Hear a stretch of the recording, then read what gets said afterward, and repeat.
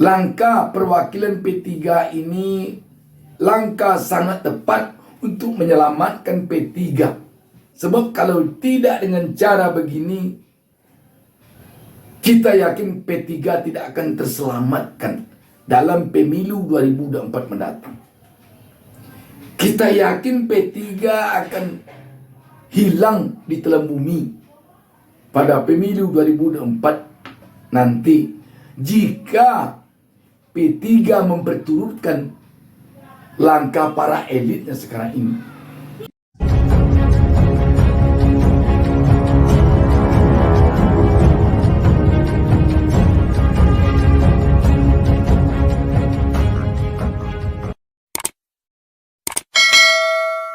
Assalamualaikum warahmatullahi wabarakatuh.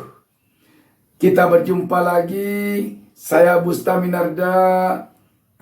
Dalam mengawali pertemuan kita ini, tak lupa mendoakan kepada Allah Subhanahu Wa Taala, Tuhan Yang Maha Esa, semoga seluruh pemirsa selalu diberikan keberkahan hidup oleh Allah Subhanahu Wa Taala, Tuhan Yang Maha Esa. Sahabat BN, percaturan perpolitikan di Indonesia ini memang semakin menarik kita simak. Sekarang ini saya akan sampaikan kepada pemirsa tentang berkumpulnya perwakilan P3 sepulau Jawa di Purworejo hari Senin baru lalu ini untuk menyatakan sikapnya terhadap DPP P3 dan sekaligus menyatakan sikapnya terhadap tokoh yang akan mereka perjuangkan, memenangkannya, mendukungnya pada Pilpres 2024 mendatang.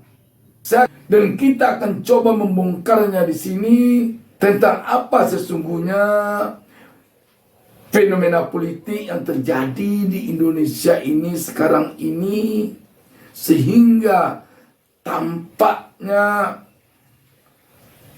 antara kader partai dengan pemimpin partainya di pusat bertolak belakang, bersibak, berlainan pandangan. Fenomena apa ini sungguhnya? Kita bongkar dalam kesempatan ini. Saya bacakan berita tentang hal ini.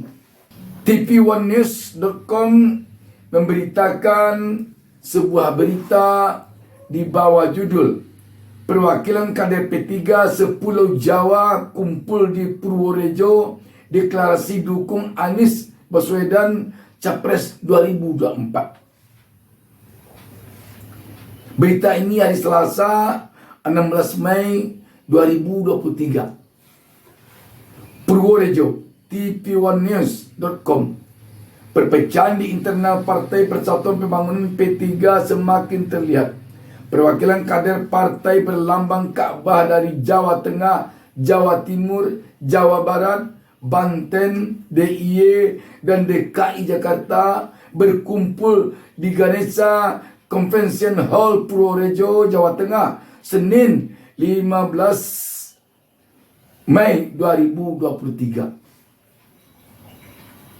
Mereka mengadakan halal bihalal dan sarasehan politik untuk menentukan sikap terhadap DPP P3. Pernyataan sikap yang disebut sebagai deklarasi Purworejo itu dibacakan oleh Profesor Anwar Sanusi usai acara sarasehan. Dalam acara yang diprakarsai oleh GPK Al-Quds Purworejo ini juga disampaikan mosi tidak percaya terhadap kepengurusan DPP P3 di bawah kepemimpinan Mardiono.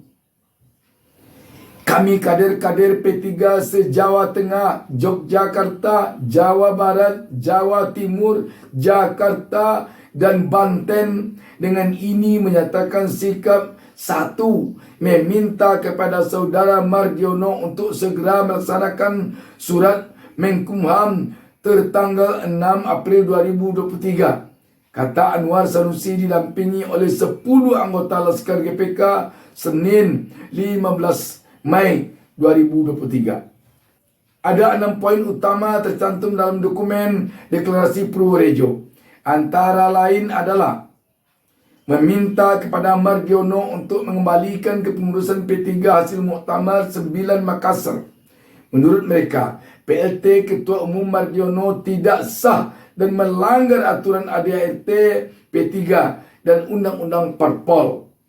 Poin paling penting yang mereka bacakan adalah P3 mendukung Anies Baswedan sebagai bakal calon presiden baca pres yang akan mereka perjuangkan. Mereka juga mendorong Anies Rashid Baswedan untuk menggandeng tokoh P3 Jawa Tengah, Kiai Haji Tadji Yassin Maimun Gus Yassin yang sekarang menjadi Wakil Gubernur Jawa Tengah sebagai bakal cawapres mendampingi Anies Baswedan. Dalam acara itu, para perwakilan kader P3 dari berbagai daerah itu mendeklarasikan berdirinya P3 Anies. Nama P3 Anies dimaksudkan untuk menentang pilihan baca pres yang didukung oleh DPP P3.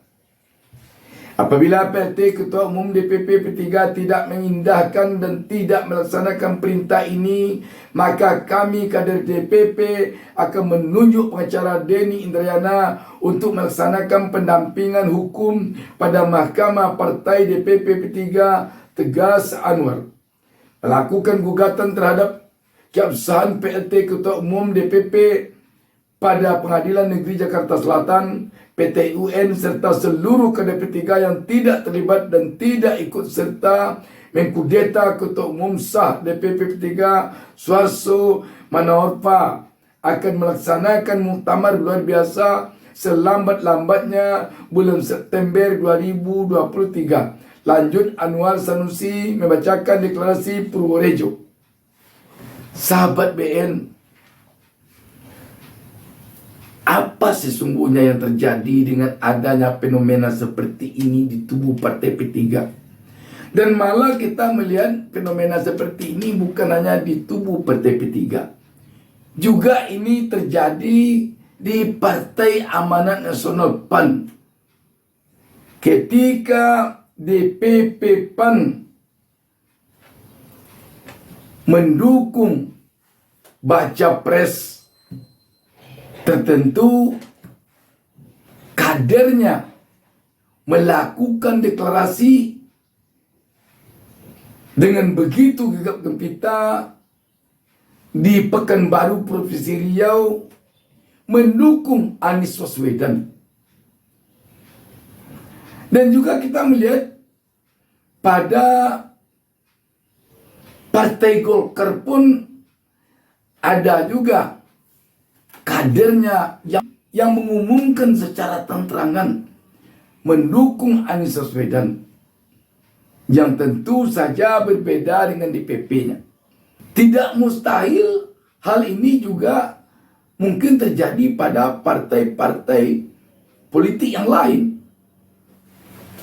Sahabat BN, sekali lagi pertanyaan kita, kenapa bisa ini terjadi? Kok Dewan Pimpinan Pusat Partai Politik bisa berbeda dukungannya, alur politiknya dengan kadernya di bawah, dengan konstituennya di bawah, dengan pemilihnya di akar rumput, yang kita tahu bahwa adanya DPP jelas adalah karena adanya pemilih partai ini. Adanya kepengurusan DPP itu karena adanya konstituennya di akar rumput. Sangat mustahil DPP tiba-tiba ada berdiri kalau pemilih partainya tidak ada, kalau konstituennya tidak ada, kalau kadernya di bawah tidak ada. Kalau demikian, sudah barang tentu seharusnya ketentuan alur politik jalan politik, arah dukungan oleh DPP jelaslah menuruti aspirasi dari akar rumput, aspirasi dari pemilihnya di bawah. Tetapi yang terjadi saat ini berbeda antara pilihan rakyat, pilihan kader, pilihan konstituen, pilihan pemilihnya di tengah-tengah masyarakat dengan pilihan DPP-nya, pilihan elitnya. Kalau kita coba menganalisa ini, berkemungkinan besar elit-elit partai yang berbeda pilihan dukungannya atau arah dukungannya dengan pemilihnya, dengan konstituennya ini, bisa jadi karena para elit ini mementingkan kedudukannya saja tanpa menghiraukan aspirasi dari pemilihnya.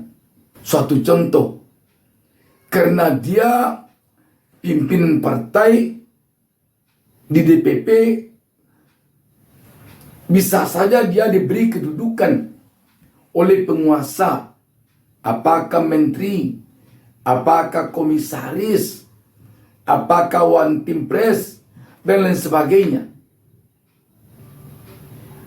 Ketika dia mendapat kedudukan, dia tentu harus patuh kepada yang memberikan kedudukan.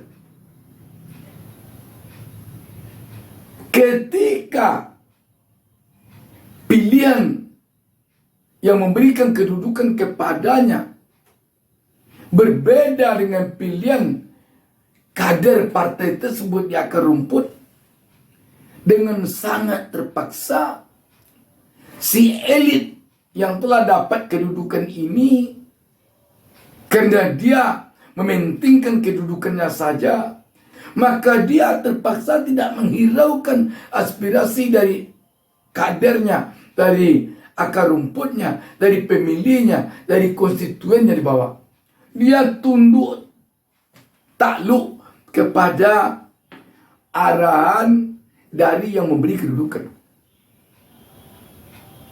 Dia takut dicopot dari jabatannya. Dia takut kehilangan fasilitas yang ada padanya kalau berbeda dukungannya dengan dukungan yang memberi kedudukan padanya.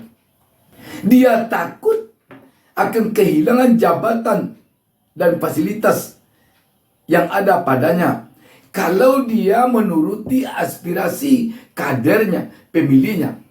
Karena itu, dia terpaksa berbeda dukungan, berbeda pandangan, berbeda alur politik dengan kadernya, dengan konstituennya. Kalau ini yang terjadi, apa yang bakal dialami partai ini nanti? Sudah jelas partai ini nanti akan kehilangan pemilihnya, akan kehilangan suara di dalam pemilu nanti. Apakah si elit ini telah memahami, telah mengetahui, telah memaklumi bahwa ini yang bakal terjadi pada partainya nanti? Bisa saja dia telah memahami, telah memaklumi, telah mengetahui ini yang bakal terjadi. Tetapi dia memilih hancur partainya demi kedudukannya, demi fasilitasnya, demi apa yang diberikan oleh si pemberi kedudukan kepadanya untuk saat itu. Dia tidak peduli apakah partainya nanti selesai pemilu hilang karena tidak dapat suara. Tidak peduli. Yang penting di saat itu dia dapat kedudukan. Politisi seperti ini adalah politisi yang hanya mementingkan dirinya, bukan mementingkan partainya, bukan mementingkan rakyat atau konstituen yang yang telah menjatuhkan pilihannya kepada partai yang dipimpin. Kalau boleh ini dikatakan, ini adalah cara instan, cara yang tidak baik bagi seorang pemimpin untuk memimpin partainya. Si elit partainya haus jabatan, haus kedudukan, sehingga dia tidak peduli partainya hancur, hilang nanti, karena tidak ada lagi pemilihnya, karena pemilihnya telah pindah ke partai lain, karena pemilihnya menganggap para elitnya di DPP tidak mempedulikan aspirasinya. Jadi sahabat BN, langkah perwakilan P3 ini sangat tepat untuk menyelamatkan P3. Kalau tidak dengan cara begini, kita yakin P3 tidak akan terselamatkan dalam pemilu 2024 mendatang. Kita yakin P3 akan hilang di telan bumi pada pemilu 2024 nanti, jika P3 memperturutkan langkah para elitnya sekarang ini. Ini P3 sepulau Jawa. Barometer politik Indonesia ini adalah Pulau Jawa ini.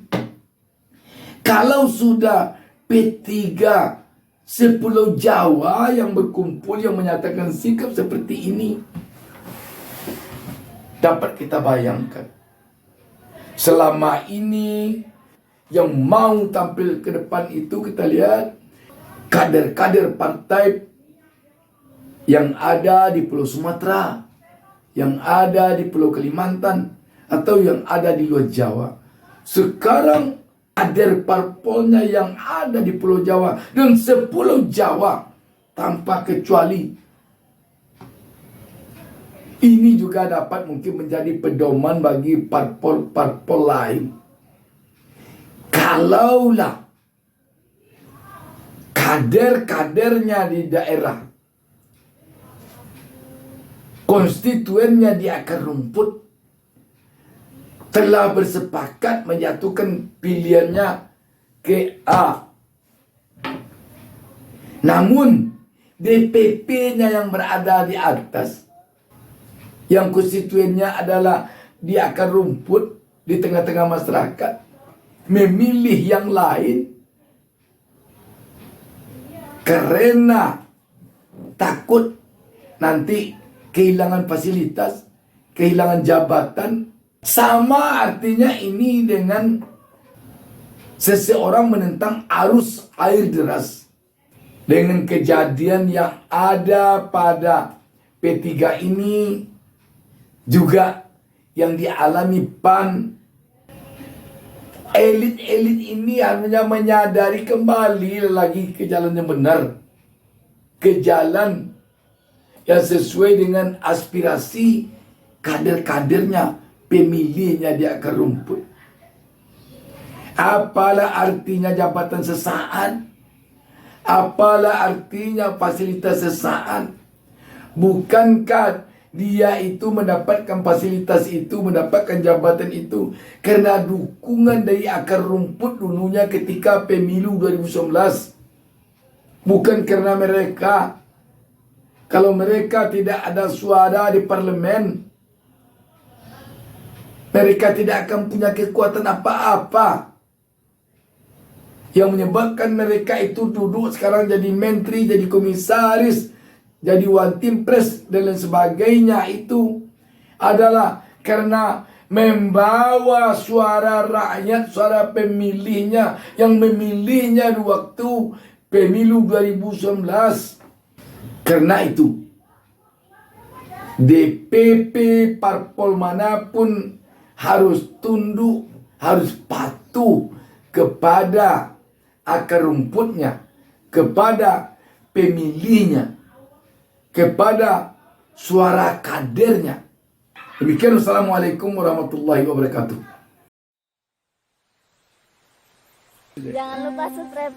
Jangan lupa subscribe. Jangan lupa subscribe.